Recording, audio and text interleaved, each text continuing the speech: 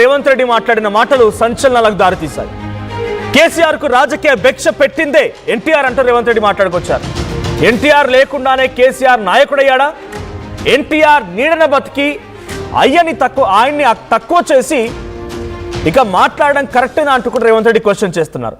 ఇందిరమ్మ మాకు ఎంత ముఖ్యమో ఎన్టీఆర్ కూడా అంతే ముఖ్యం అంటున్నారు రేవంత్ రెడ్డి. ఇందిరమ్మ ఒక తరమైతే ఎన్టీఆర్ ఒక శకం. ఎన్టీఆర్ ఇందిరాగాంధీ కలయికే ఈనాటి ప్రజాపాలన అంటున్నారు రేవంత్ రెడ్డి. సీఎం వ్యాఖ్యలపైన సోషల్ మీడియాలో ట్రోలింగ్ కూడా మొదలైంది. కాంగ్రెస్ కు వ్యతిరేకంగా ఎన్టీఆర్ పార్టీ పెట్టిన విషయాన్ని సోషల్ మీడియాలో రేవంత్ రెడ్డి గుర్తు చేస్తున్నారు.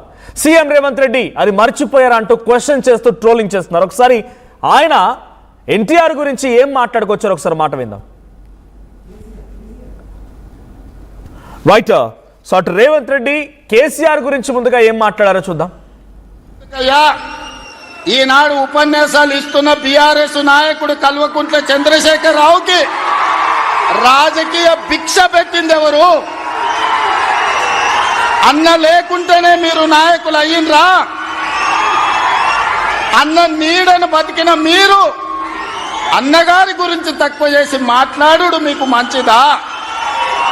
వారే కాదు, వారి పేరు పెట్టుకున్న వాళ్ళు కూడా ఈరోజు నాయకులుగా చలామణి అవుతున్నారు. ఆయన ప్రోత్సాహం ఇచ్చి, ఆయన భుజము తట్టి, ఆయన అవకాశం ఇచ్చిన ఓ తుమ్మల, ఓ మండల, ఓ మండవ, ఓ జానా, ఓ మాధవరెడ్డి, ఓ దేవేందర్ గౌడ్, ఓ కడియం సియరి, ఓ మోత్కుపల్లి నరసింహులే కాదు, తెలంగాణలో నాయకత్వాన్ని వహిస్తున్న కల్వకుంట్ల చంద్రశేఖరరావును కూడా ఎన్టీ రామారావు గారికి గుర్తించే రాజకీయ అవకాశాలు కల్పించిన సంగతి ఎవరు మరవద్దు. ఇది చరిత్ర. ఇంకొంతమంది ఆయన పేరు మీదనే చలామణి అవుతున్నారు. కొంతమంది నకిలీలు ఎప్పుడు ఉంటారు. వాళ్ళ ఆలోచనలు ఎట్లుంటాయో కూడా మనం చూస్తున్నాం.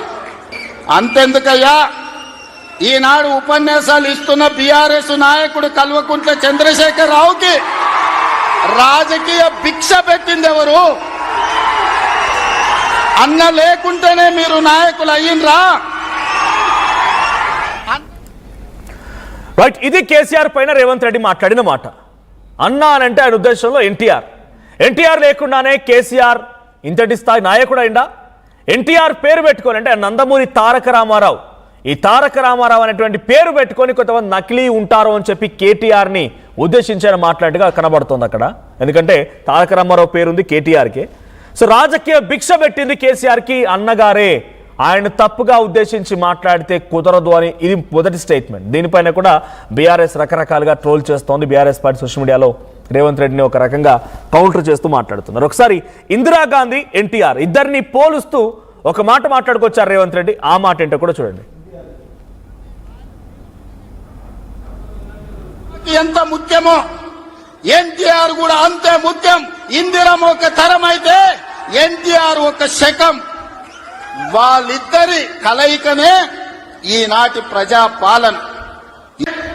ఇందిరమ్మ మాకు ఎంత ముఖ్యమో ఎన్టీఆర్ కూడా అంతే ముఖ్యం. ఇందిరమ్మ ఒక తరం అయితే ఎన్టీఆర్ ఒక శకం. వాళ్ళిద్దరి కలయికనే ఈనాటి ప్రజాపాలన. ఇందిరమ్మ మాకు ఎంత ముఖ్యమో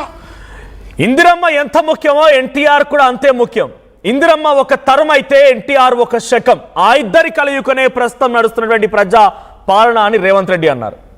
సో రేవంత్ రెడ్డి వ్యాఖ్యలపైన మీ అభిప్రాయం ఏంటో కామెంట్ చేయండి. At the same time Revanth Reddy ఈ స్థాయిలో టీడీపీ పార్టీ వ్యవస్థాపక వ్యక్తి, టీడీపీని స్థాపించిన వ్యక్తి, ముఖ్యమంత్రిగా పనిచేసిన వ్యక్తి, నటనలలో ఆయనంత గొప్ప నటుడు లేడని రకంగా ఉన్నటువంటి ఎన్టీఆర్గా పేరొందిన వ్యక్తి ఆయన విగ్రహ ఆవిష్కరణలో ఇంకా రకరకాల ప్రసంగాలు కూడా ఇప్పుడు సోషల్ మీడియాలో ట్రోల్ అవుతూ ఉన్నాయి. ఇందిరాగాంధీ, ఎన్టీఆర్ ఓ తరం ఒక శకం అని కంపారిజన్. ఇక్కడ ఆ రోజు ఎన్టీఆర్ పార్టీని స్థాపించిందే కాంగ్రెస్ పార్టీ వ్యతిరేకంగా. బహుశా మీరు సినిమాలో కూడా ఈ తరానికి తెలియకపోతే, ఈ జనరేషన్స్కి పుస్తకాలు చదివే ఆలోచన లేకపోయినా, పుస్తకాలు చదివే అవగాహన లేకపోయినా, ఎవరైనా చెప్పినా చెప్పకపోయినా ఓ సినిమా ఉంటుంది ఆయన గురించి వచ్చిన సినిమా. నందమూరి బాలకృష్ణ నటించాడు ఆ సినిమాలో. ఆ సినిమా చూడండి. ఆ రోజు ఆయన రాజకీయ పార్టీ సినిమా నుంచి ఎందుకు రాజకీయాలకు వచ్చారన్న దానికి ఆ సినిమాలో కనిపిస్తుంది. ఏమని? ఆ సినిమాలో ఆ రోజు ఇందిరాగాంధీ ఒక నియంతలా వ్యవహరించేవారంట. ఆ సినిమాలో చూపించిన మాటే చెప్తున్నా నేను మీకు. తర్వాత చాలా మంది చరిత్రలో చెప్తున్న మాటే చెప్తున్నా. ఆ ఇందిరాగాంధీకి వ్యతిరేకంగా పుట్టుకొచ్చి తెలుగు జాతి అనేటువంటి పదాన్నే భుజాన్ని ఎత్తుకొని తిరిగిన వ్యక్తి ఎన్టీఆర్. ఇందిరాగాంధీకి వ్యతిరేకంగా పెట్టిన పార్టీలో ఎన్టీఆర్ టీడీపీ పార్టీని అధికారంలో తీసుకొచ్చి ముఖ్యమంత్రిగా వ్యవహరిస్తే, మరి ఇప్పుడు ఎన్టీఆర్ అండ్ ఇందిరాగాంధీ సమానమే, మాకు ఇద్దరు ముఖ్యమే, ఒకరు ఒక తరం అయితే ఇంకొకరు ఒక శకం అని చెప్పి రేవంత్ రెడ్డి మాట్లాడుతున్న దాంట్లో ఒక కామెంట్ కూడా వచ్చింది ఇక్కడ. టీడీపీలో తెలంగాణ కాంగ్రెస్ని విలీనం చేసినట్టు రేవంత్ రెడ్డి, ఇది ఆ వ్యక్తి కామెంట్ చేసిన మాట. సో టీడీపీలో తెలంగాణని విలీనం చేసిరంట, తెలంగాణ కాంగ్రెస్ని విలీనం చేసిరంట. ఇది రేవంత్ రెడ్డి మాటల తర్వాత వచ్చిన కామెంట్స్. ఇంకా మీరు కామెంట్ చేయండి. మా ప్రతినిధి మధు కూడా సిద్ధంగా ఉన్నారు. మధు, సో ఏంటి ప్రజెంట్ రేవంత్ రెడ్డి వ్యాఖ్యలపైన బీఆర్ఎస్ పార్టీ ఆ కౌంటర్ అటాక్కి దిగింది. అటు కేసీఆర్కి రాజకీయ భిక్ష పెట్టింది, నా అన్నగారే అని చెప్పి మాట్లాడడం, కొంతమంది నకిలీ పేర్లతో తిరుగుతున్నారని చెప్పడం, ఇందిరాగాంధీ ఎన్టీఆర్ ఇద్దరు మాకు ముఖ్యమే అని చెప్పడం. ఎలా చూడాలి ఈ వ్యాఖ్యల్ని? పొలిటికల్గా ఎటువంటి హాట్ టాపిక్కి దారితీసింది?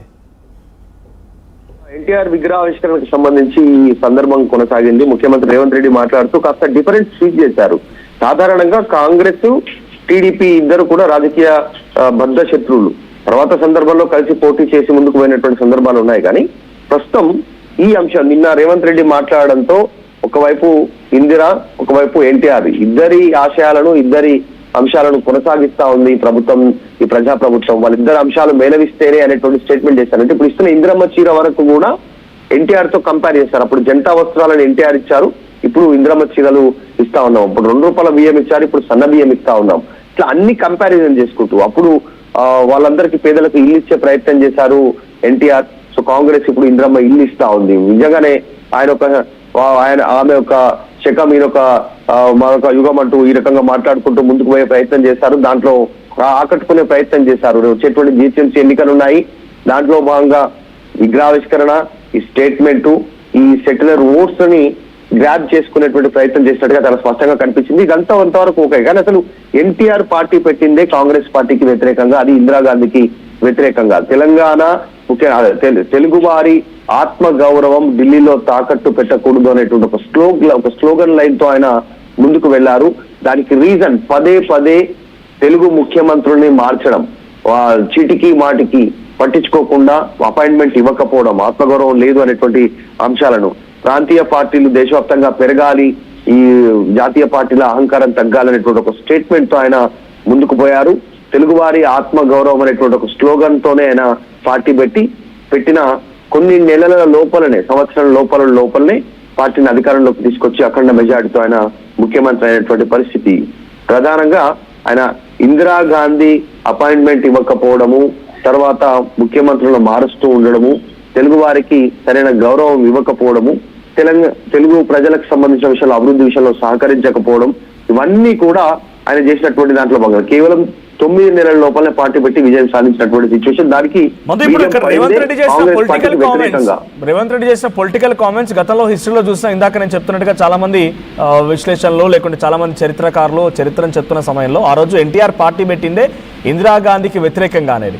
సరే, ఇక్కడ కాంగ్రెస్ కూడా అధికారంలో ఉంది కాబట్టి ముఖ్యమంత్రి రేవంత్